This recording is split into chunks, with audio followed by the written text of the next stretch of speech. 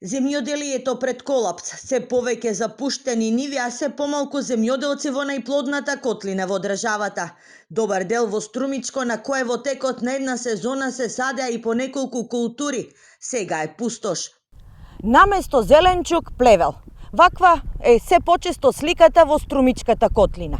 Нивите останале празни, а младите заминале во странство. Плодното земјиште не успеа да го задржи младото население дома, речи си да нема куќа без иселеници во странство. Ако порано ова важеше за западниот дел на државата, сега актуелно и во југоисточниот регион.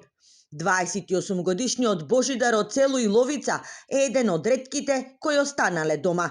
Целото поле е празно. Зошто не ли се одгледува повеќе зеленчук овде? Струмица е позната по зеленчук? Нема човеци. Побегнаа.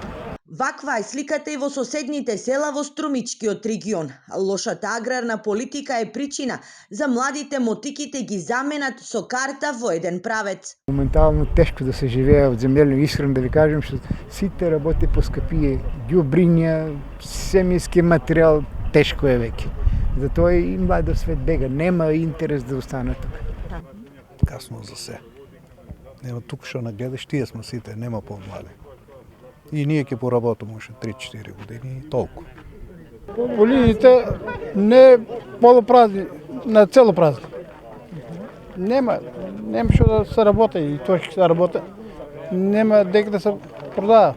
Ништо поразлично не е и во Струмичката општина Новосело, која пред неколку години важеше за основен производител на храна за целата држава, но и пошироко. Околу 48 до 50% од населението е веќе иселено во европските земји, Швајцарија, Германија, Италија и останатите земји.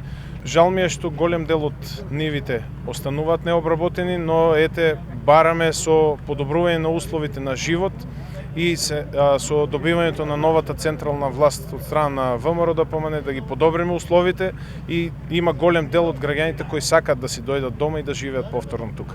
И да вложуваат. И резултатите од последниот попис потврдуваат дека младите масовно се заминуваат од државата.